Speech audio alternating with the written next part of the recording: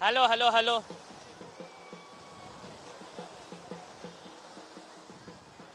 पाहतोय एकंदरीत आपण जर बघितलं तर आझाद मैदानामध्ये चिखल झालेला आहे आणि त्यानंतर मुंबईच्या रस्त्यांवरती हे सर्व मराठा बांधव जे आहे मराठा आंदोलक जे आहेत ते उतरलेले आहेत। मरीन ड्राईव्ह परिसरामध्ये सुद्धा आंदोलकांची गर्दी झालेली आहे। तर दुसरी दृश्य आपण सीएसएमटी स्थानक परिसरातली पाहतोय ज्या ठिकाणी मराठा आंदोलक हातात पोस्टर घेऊन उभे आहेत।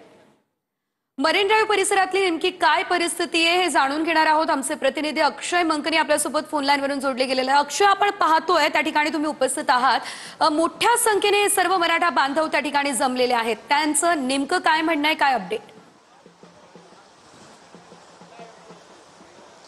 सेजल, आपण पाहू शकतो की मराठा आमरण उपोषणाचा आजचा तिसरा दिवस आहे मनोज जरांगे पाटलांचा आणि आज रविवार आहे, त्यामुळे मुंबईच्या रस्त्यांवरची वाहतुकीची गर्दी जी आहे ती कमी आहे। तरी देखील आज सर्व मराठा बांधव जे आहेत ते सध्या मरीन ड्राईव्ह परिसरामध्ये या ठिकाणी आलेल्याचं आपल्याला पाहायला मिळत आहेत। मोठ्या संख्येने मराठा बांधव मरीन ड्राईव्ह परिसराचा हा परिसर जो आहे तो पाहण्यासाठी आलेले आहेत आणि काही मराठा बांधव जे आहेत ते मरीन ड्राईव्हच्या आतमधल्या बाजूमध्ये या ठिकाणी उतरलेले असल्याचं पाहायला मिळत आहे। जिथे समुद्राच्या आतमध्ये जिथे टेट्रापॉड्स टाकलेले आहेत त्या टेट्रापॉड्सच्या ठिकाणी आतमध्ये समुद्राच्या इथे मराठा बांधव जे आहेत ते या ठिकाणी उतरलेले असल्याचं आपल्याला ही दृश्य पाहायला मिळतात। असंख्य मराठा बांधव समुद्राच्या आतमध्ये या ठिकाणी उतरलेले असल्याचं पाहायला मिळतंय। मरीन ड्राईव्ह मध्ये हीच संपूर्ण परिस्थिती जी आहे, ही दृश्य जी आहेत ती या ठिकाणी पाहायला मिळतात।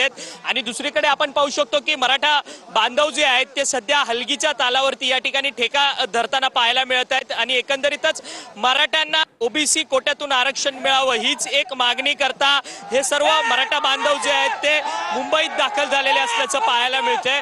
जोपर्यंत ही मागणी पूर्ण होत नाही तोपर्यंत आम्ही मुंबई सोडणार नाही असा हा निर्धार जो आहे तो या सगळ्या मराठा बांधवांनी घेतलेला आहे।